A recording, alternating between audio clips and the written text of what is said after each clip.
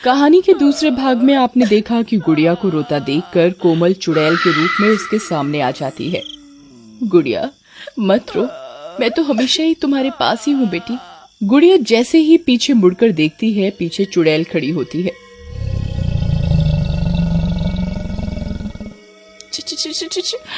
नहीं नहीं चुड़ैल आंटी, मुझे मारना मत, मेरे पापा भी घर पर नहीं है। अब मैं क्या करूं?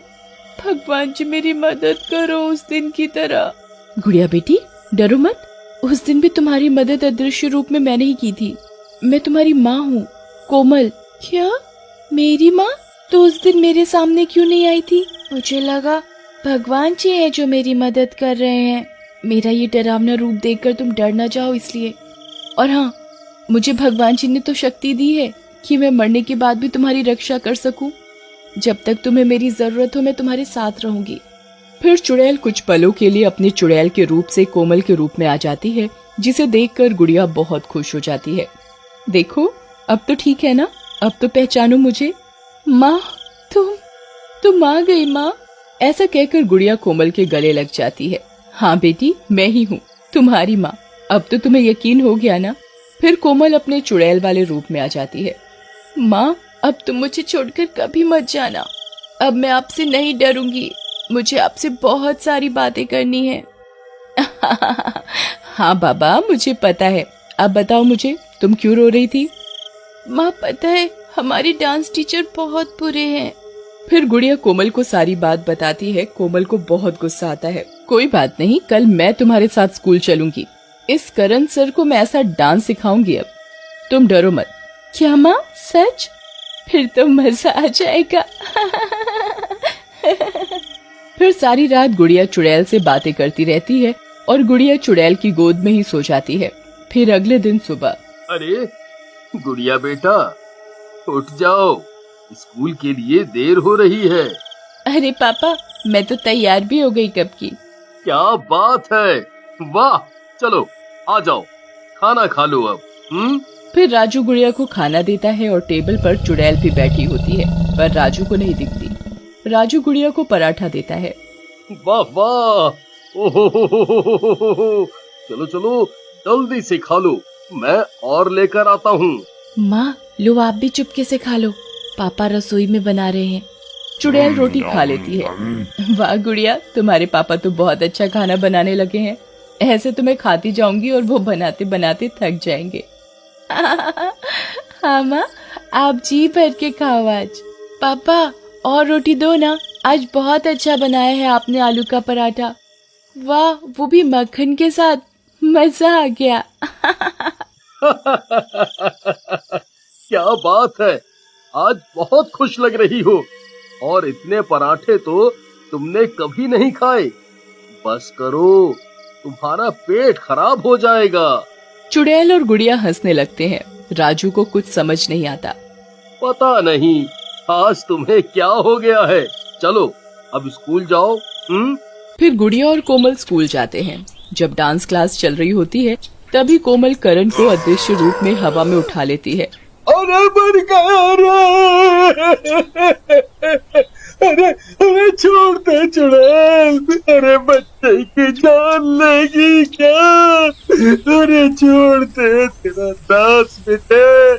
अरे गाँव वालों बचाओ, बचाओ, बचाओ। सब बच्चे करण पर हंसने लगते हैं। अरे मर गया रे, कौन है भाई, मुझे ऊपर क्यों उठा लिया?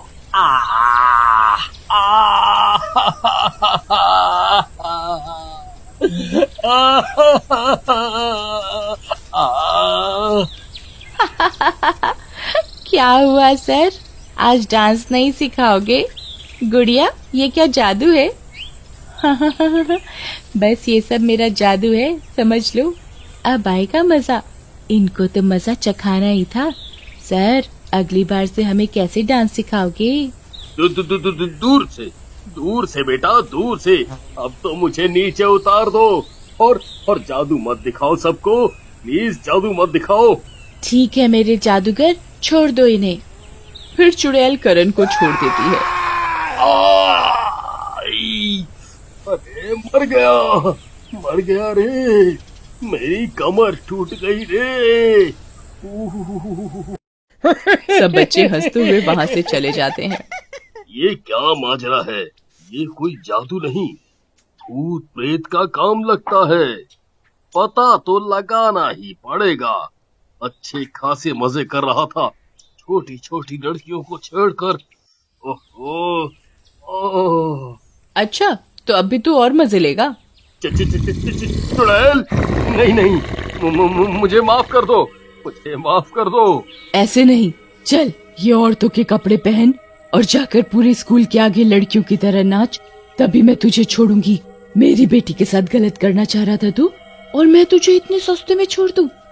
कभी नहीं। फिर करण औरतों की तरह के कपड़े पहनता है और सारे स्कूल और बच्चों के आगे नाचता है और गाना गाता है।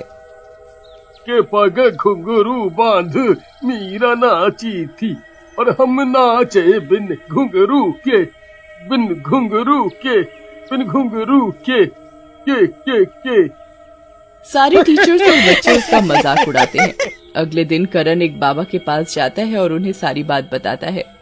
बेटा, तुम्हें नहीं पता कि बहुत सालों पहले गुड़िया की माँ कोमल मरकर भी अपनी बेटी की रक्षा करने चुड़ैल बनकर वापस आ गई थी, और अपने ससुर मोटा राम को जेल पहुंचाया था, और सास मोहना को जान से मार दिया था। ये घटना तो पूरे गांव में बहुत प्रसिद्ध है, सब जानते हैं।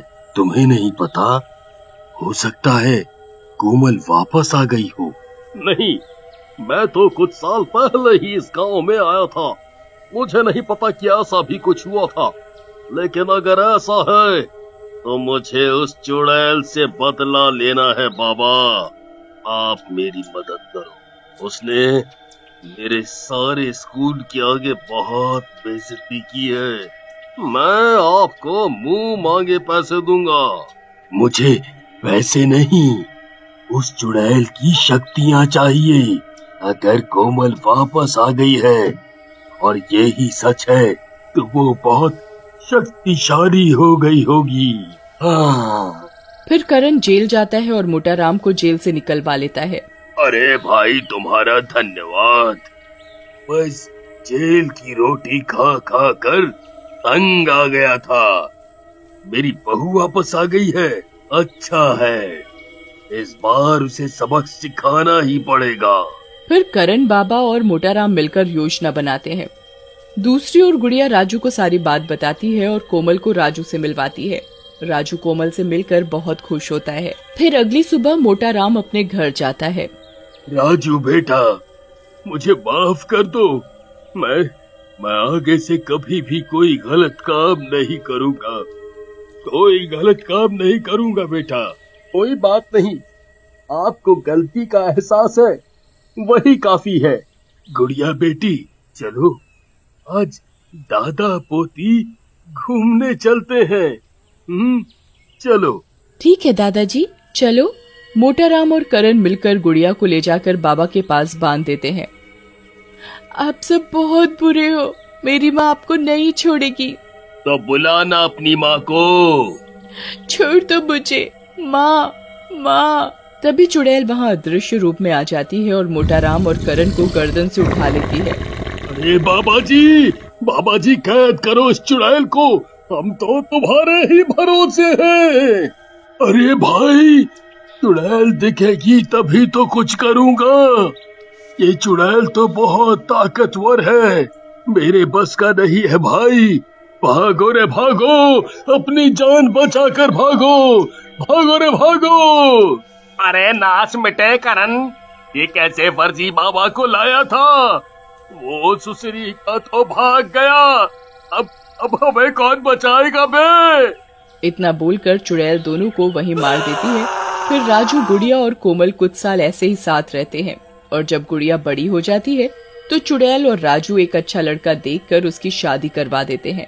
राजू, गुड़िया बेटी, आज मेरी सारी जिम्मेदारी खत्म। अब मैं आराम से हमेशा के लिए मुक्त हो सकूंगी। इतना बोलकर चुड़ैल कोमल के रूप में आकर गुड़िया को गले लगाकर विदा करती है और माता की मूर्ति में हमेशा के लिए मुक्त होकर चली जाती है।